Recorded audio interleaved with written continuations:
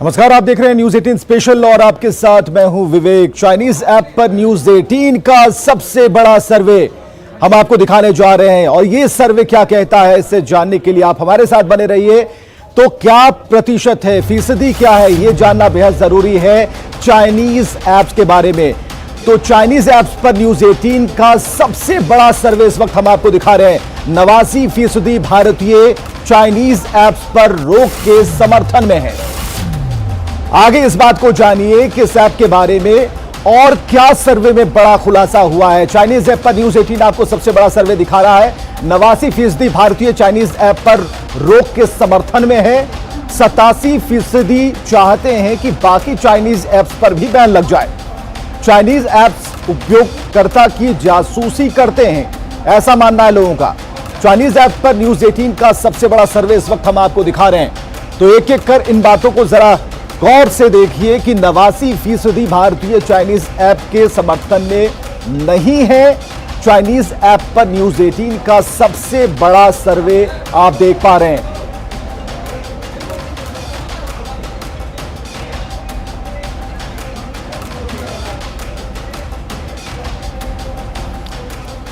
तो चीन के साथ चल रहे तनाव के बीच पिछले 30 दिन में चीन को लेकर भारतीयों की भावना को समझने के लिए न्यूज 18 ने 3 सर्वे किए। न्यूज 18 का तीसरा सर्वे 1 जुलाई से 2 जुलाई तक 24 घंटे की अवधि के लिए चला। लोगों से 7 सवाल पूछे गए और ये सवाल क्या थे, किस तरीके से जवाब मिला, यह भी जानिए। 89% भारतीय चाइनीज ऐप पर रोक का समर्थन करते हैं। 78% की राय आपने जानी। 57% कहते हैं कि भारतीय नियमों का पालन करने पर ना हटे प्रतिबंध। इसके अलावा 77% प्रतिबंध हटने पर भी नहीं करेंगे चाइनीज ऐप का उपयोग। 72% जो लोग हैं ये मानते हैं कि प्रोडक्ट पर मेड इन चाइना लिखें ई कॉमर्स कंपनियां। 82% जो लोग हैं हुआई और ZTE टेलीकॉम उपकरणों पर प्रतिबंध के पक्ष में हैं। और चलिए सीधे जुड़ते हैं शैलेंद्र वांगू से। शैलेंद्र, बड़ा सर्वे है, लोगों की राय हमने जानने की कोशिश की और हम बिल्कुल ये समझने की कोशिश कर रहे हैं कि इस सर्वे पर जो लोगों ने अपनी प्रतिक्रिया दी है ये बिल्कुल क्लियर हो गया, क्रिस्टल क्लियर है कि आखिर जनता चाहती क्या है।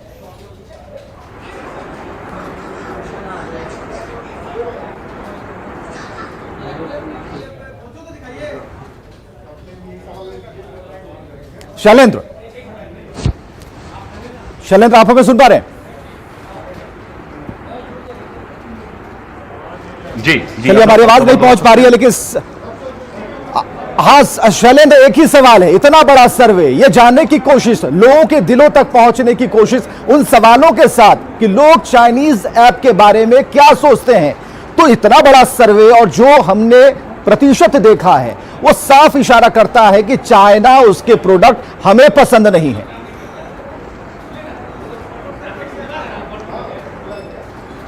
बिल्कुल, जाहिर तौर पर ये एक कॉम्प्रिहेंसिव सर्वे है और ये सर्वे न्यूज 18 के तमाम प्लेटफॉर्म्स के जरिए सर्वे किया गया है और 24 घंटे तक ये सर्वे जारी था, जिसमें 1 जुलाई को ये शुरू हुआ था और 2 जुलाई तक ये चला था। और इसमें पब्लिक के मन की बात जानने की कोशिश की गई कि आखिर चाइनीज ऐप्स के बारे में देश में राय क्या है। आपको पता है कि सबसे अहम बात यह है कि 89% भारतीय समर्थन करते हैं इन चाइनीज ऐप्स पर प्रतिबंध का। तो जाहिर तौर पर जो एक माहौल बना हुआ था ये कहने को लेकर कि देश में अगर टिकटॉक बैन हो जाएगा तो बहुत नाराजगी होगी लोगों में, लेकिन ये सर्वे बताता है कि इस तरह की ऐप्स पर अगर प्रतिबंध लगता है तो भारतीयों के लिए पहले भारतीय के लिए प्राथमिकता इस बात की है कि देश की सुरक्षा। जो 15 जून को हुआ उसके बाद नाराजगी पूरे देश में है। तो ऐसे में चीनी ऐप पर बैन लगाकर कहीं ना कहीं भारत सरकार ने सही नब्ज पकड़ी है और सही कदम उठाया है और पूरा देश इस वक्त खड़ा है इस बैन को लेकर। और वहीं इसमें यह भी कहा गया है कि अगर बैन वापस उठा लिया जाता है तब भी भारतीय उन चीनी ऐप्स पर भरोसा नहीं करेंगे। आपको याद दिला दें कि प्रधानमंत्री मोदी ने भी चाइना की ऐप वीबो, जो कि वहां की सोशल माइक्रो ब्लॉगिंग साइट है, उसका भी बहिष्कार कर दिया, वो इस्तेमाल नहीं करेंगे। लेकिन देखने वाली बात यह है कि बावजूद इसके कि पीएम मोदी एक वीआईपी अकाउंट होल्डर है वीबो में, उनको अपना अकाउंट डिलीट करने की अनुमति नहीं दी चाइना ने। जाहिर तौर पर जिस तरह के रूल्स, जिस तरह की स्ट्रिक्टनेस, जिस तरह की खुफिया जो टेक्नोलॉजी है चाइना इस्तेमाल करता है, तो जाहिर तौर पर चीनी ऐप्स पर भरोसा बहुत कम है भारतीयों। बिल्कुल शैलेंद्र, एक सवाल और भी कि ठीक है, ऐप्स की बात हो रही है, लोगों ने साफ तौर पर कहा है कि हम बिल्कुल पसंद नहीं करते, लेकिन जिस मोबाइल में ये सारी चीजें हैं उस मोबाइल की बैटरी पर भी मेड इन चाइना लिखा है। कैसे निकालेंगे? दिल से निकाल देंगे, मशीन से कैसे निकाल पाएंगे?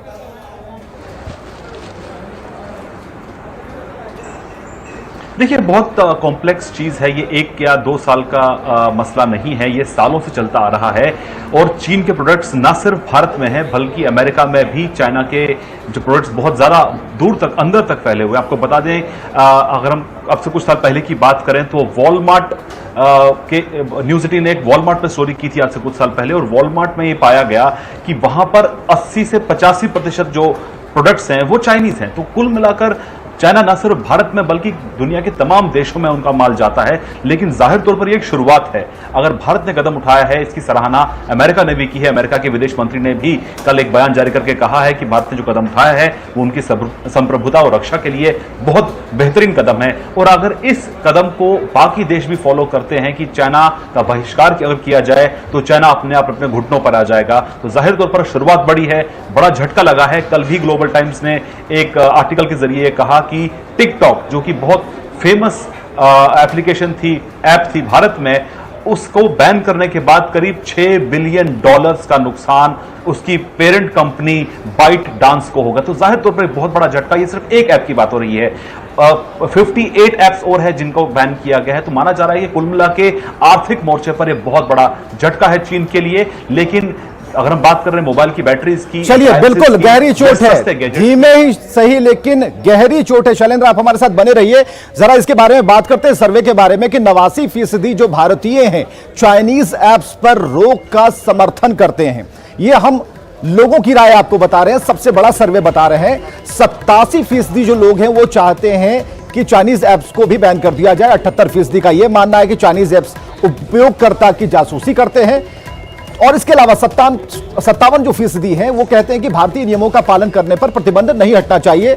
77% प्रतिबंध हटने पर भी नहीं करेंगे चाइनीज ऐप्स का उपयोग। इसके अलावा 72% मानते हैं कि प्रोडक्ट पर मेड इन चाइना लिखे ई कॉमर्स कंपनियां। 82% जो लोग हैं वो हुआई और जेटी टेलीकॉम उपकरणों पर प्रतिबंध के पक्ष में है।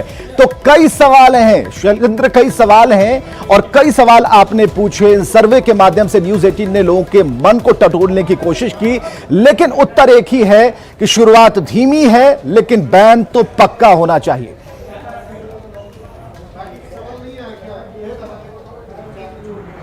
बिल्कुल, इस सर्वे की बात करें तो 7 सवाल इस सर्वे में पूछे गए थे और एक बड़ी मेजॉरिटी से ये सवाल पूछे गए थे, क्योंकि आप जैसे जानते हैं कि अभी कोविड का माहौल चल रहा है। तो ऐसे में डिजिटल प्लेटफॉर्म के जरिए इस सर्वे को घर घर तक पहुंचाने की कोशिश की गई थी और बहुत बड़ी तादाद में लोग इसमें शिरकत उन्होंने की है। लेकिन कुल मिला के जो सर्वे से निकल कर आया है कि चाइनीज ऐप्स को लेकर जो नाराजगी थी और चाइनीज ऐप्स को लेकर जो कदम उठाया गया है उसकी सराहना हर भारतीय ने की है। और ये तक कहा है कि भारतीय ये मानते हैं, करीब 80% भारतीय ये मानते हैं कि चाइनीज ऐप्स आपके फोन से आपका डेटा चुराते हैं। यही वजह थी जो कि मिनिस्ट्री ऑफ इंफॉर्मेशन टेक्नोलॉजी ने अपने प्रेस रिलीज में ये कहा था कि जो यूजर्स का डेटा है, ऐसी ऐप्स यूजर डेटा चुरा के देश के बाहर ले जाती हैं, वहां सर्वर्स में उनको सुरक्षित रखा जाता है और वहां पर माना जाता है कि इस पे डेटा माइनिंग होती है, वहां से डेटा को खंगाला जाता है और भारत विरोधी गतिविधियों में, भारत विरोधी हरकतों में इसका इस्तेमाल किया जा सकता है। तो जाहिर तौर पर इसको रोकने के लिए भारत सरकार ने बड़ा कदम उठाया है। खुद प्रधानमंत्री मोदी ने भी चाइनीज ऐप, जिसके जरिए वो चीन के लोगों से संवाद करने की उन्होंने शुरुआत की थी अब से कुछ साल पहले, जिसे वीवो कहते हैं, उस पर भी पीएम मोदी उससे भी अलग हो गए हैं। तो जाहिर तौर पर पर्सनल लेवल पर भी प्रधानमंत्री मोदी ने एक कड़ा संदेश दिया है चाइना को। लेकिन अब देखना यह होगा कि इस कदम के बाद चाइना का आखिर क्या रुख रहता है। हालांकि चाइना यह बात मान रहा है कि आर्थिक मोर्चे पर उसको एक बड़ी चोट इससे मिली। चलिए शैलेंद्र, बहुत बहुत शुक्रिया हमसे बातचीत के लिए। न्यूज़ 18 का सबसे बड़ा सर्वे, शैलेंद्र वांगू हमारे साथ थे। उन्होंने साफ तौर पर कहा कि लोगों की जो राय है, लोगों के मन में जो बातें चल रही हैं, वो हमारा सर्वे आपको बता रहा है। और सबसे बड़ा सर्वे था न्यूज़ 18 ने जो करवाया, और इस सर्वे के जरिए आपको यह पता चल गया होगा कि आखिर जो भारत की जनता है वो चाहती क्या है। जरा देख लीजिए कि 87% लोग क्या चाहते हैं कि बाकी चाइनीज ऐप पर रोक लग जाए। 78% जो है वो उपयोगकर्ता की जासूसी करते हैं, ऐसा मानते हैं चाइनीज ऐप्स के बारे में। और क्या सरकार को अन्य चीनी ऐप्स पर भी प्रतिबंध लगाना चाहिए? तो जवाब आता है हाँ में 86.84%, और ना में जो उत्तर है वो 8.65%, यानी कि बहुत कम लोग हैं जो ये चाहते हैं। पता नहीं, यानी कि जिसको इस बारे में पता नहीं, उनका जो फीसदी है वो 4.51% है।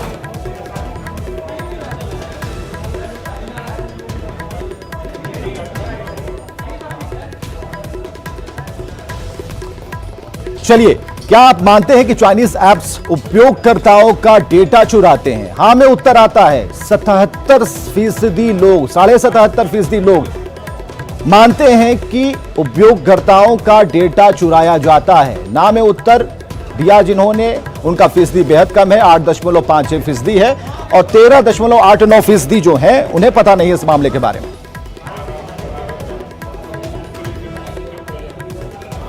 तो अगर ऐप्स भारतीय नियमों का पालन करने के लिए सहमत हो तो क्या प्रतिबंध हटा देना चाहिए? यह भी सवाल है।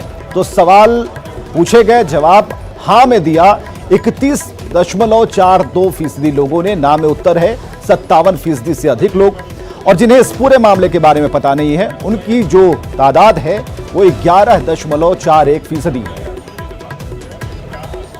चलिए, इसके बाद पांचवा सवाल यह था कि अगर प्रतिबंध हटा दिया जाए तो क्या आप उन चाइनीज ऐप्स का उपयोग करेंगे? हां में उत्तर है 14.52% लोगों का, ना में 76.69% लोगों ने ना कहा है। इस मामले के बारे में 8.68% लोगों को नहीं पता है। छठा सवाल यह था कि क्या भारत में ई कॉमर्स कंपनियों को चाइनीज उत्पादों पर प्रमुखता से मेड इन चाइना का लेबल प्रदर्शित करना चाहिए? हां में उत्तर था 71.77% लोगों का, ना जवाब आया जिसकी संख्या थी 16.15%, और जिन्हें कुछ भी पता नहीं इस मामले के बारे में वो है 12.08%।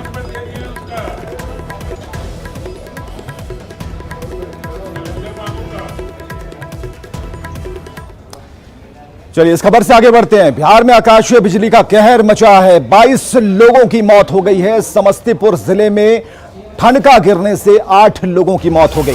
पूर्वी चंपारण में बिजली गिरने से 4 लोगों की मौत हुई है, और पटना के दुल्हिन बाजार के सरकुना में 5 लोगों की मौत हो गई। शिवहर में यह तादाद 2 की थी। कटिहार में भी 2 लोगों की मौत हुई। फुलवारी शरीफ में भी एक बच्चे की जान चली गई।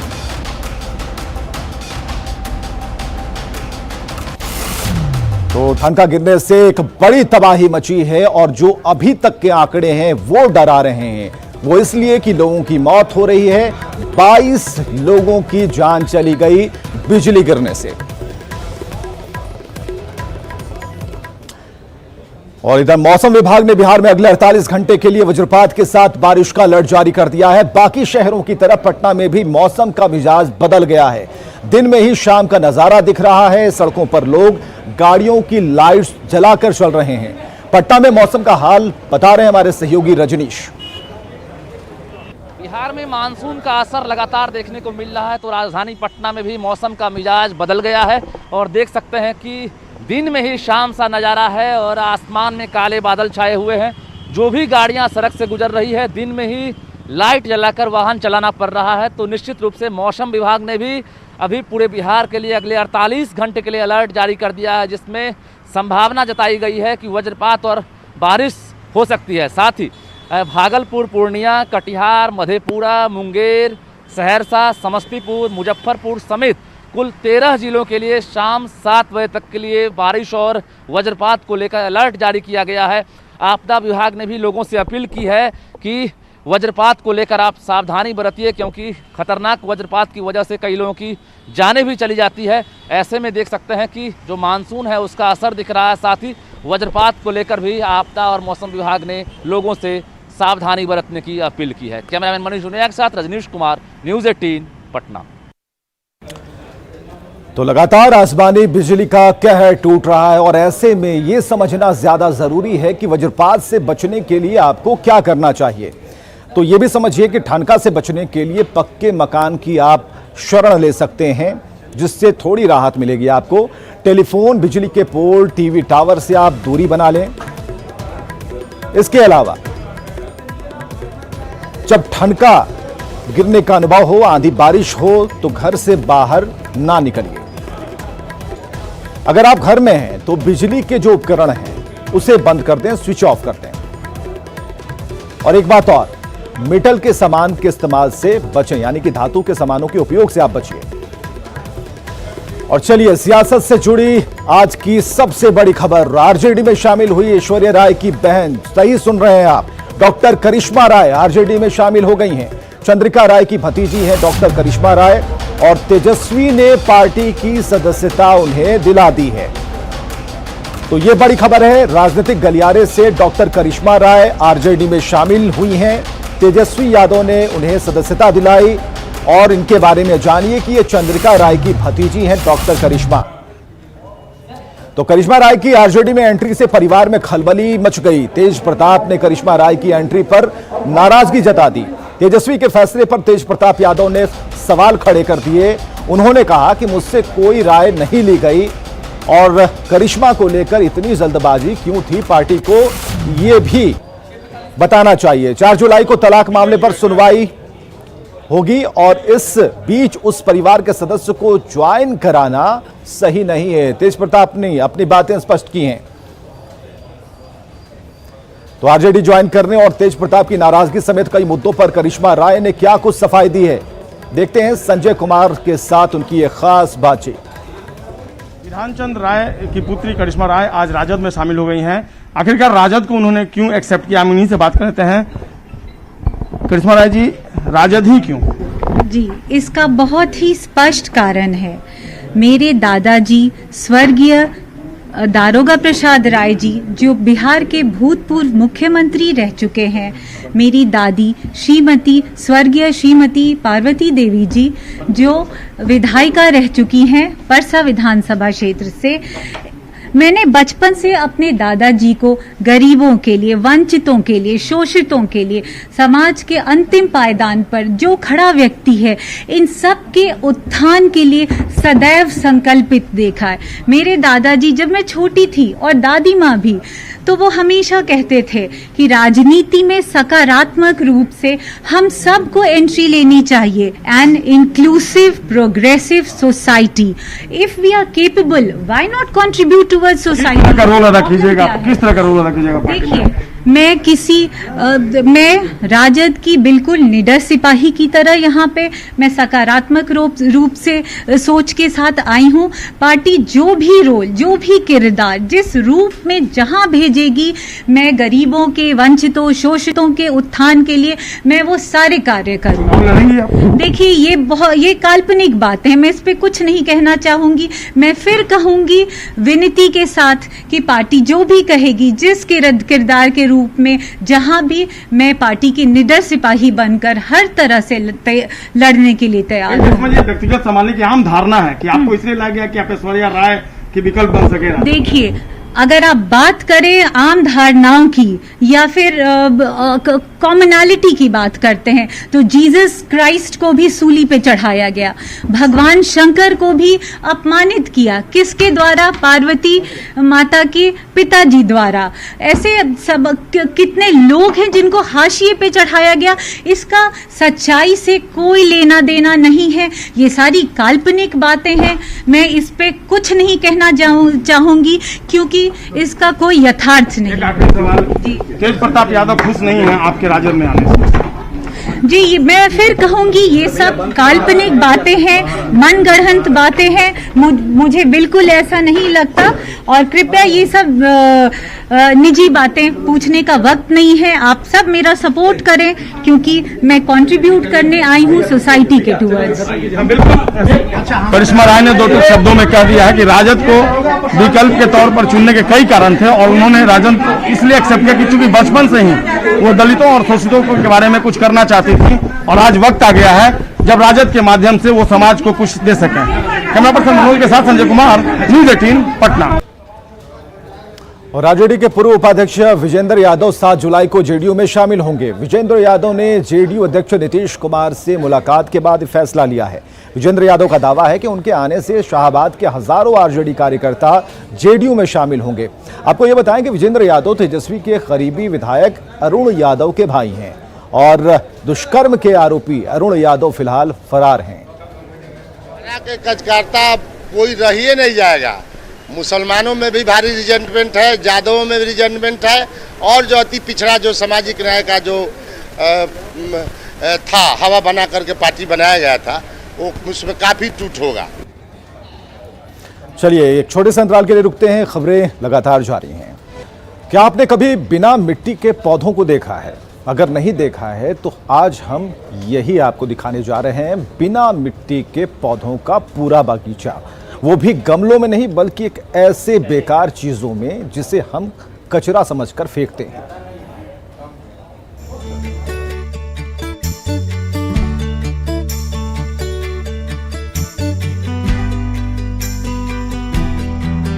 अगर आप पौधों के शौकीन हैं और आपके पास जगह की कमी है तो निराश मत होइए। आज हम आपको एक ऐसी विधि बताएंगे जिसमें आपको ना ही मिट्टी की जरूरत होगी और ना ही गमले की। जी हाँ, गमले की जगह आप घर के बेकार पड़े सामान का ही उपयोग कर सकते हैं। ये घर डॉक्टर मोहम्मद जावेद आलम का है, जो एक शोधकर्ता भी हैं। इनका पूरा घर ही एक गार्डन है, जो जल कृषि पद्धति की एक मिसाल है। मोहम्मद जावेद आलम के अनुसार पर्यावरण को प्रदूषण से मुक्त रखने के लिए ज्यादा से ज्यादा पौधों को लगाने की जरूरत है। जल कृषि का मतलब होता है पौधों को बिना मिट्टी के पानी, बालू, पत्थर या किसी और सपोर्टिंग मीडिया के पर पनपाते हैं, लगाते हैं, बढ़ाते हैं और पौधे से बढ़ते हैं। पत्ता पौधे में पत्ता, फूलदान में फूल और सब्जी में सब्जी आती है, और इससे हम लोग कम जगह में, कम देखभाल में, कम खर्च में ज़्यादा से ज़्यादा उत्पादन ले सकते हैं। जल कृषि पद्धति से उगाए गए पौधों की सबसे बड़ी खासियत ये है कि इसके तने और जड़ों को स्पष्ट रूप से देखा जा सकता है। ऐसे में बच्चों को पौधों के बारे में जानने के लिए ये पद्धति काफी मददगार साबित होती है। इस फ्यूज बल्ब को भी आप गमला बना सकते हैं। तो बच्चों में ये बात जानना, कि ये सोचना समझना कि ये क्या बल्ब हमारा गमला काम हो सकता है, होगा तो कैसे, तो सोचना समझना करना, और करने के बाद उसमें एक फिनिशिंग देना, ये पूरे ओवरऑल पर्सनालिटी डेवलपमेंट का काम करता है। बहरहाल आज के दौर में प्रदूषित पर्यावरण को देखते हुए ये जरूरी है कि हम ज्यादा से ज्यादा पेड़ पौधे लगाएं। इस दिशा में डॉक्टर मोहम्मद जावेद आलम द्वारा किया जा रहा ये कार्य काफी सराहनीय है। न्यूज़ 18 के लिए पटना से सिद्धार्थ की रिपोर्ट। तो खबरें लगातार जारी हैं, आप बने रहिए न्यूज़ 18 बिहार झारखंड के साथ।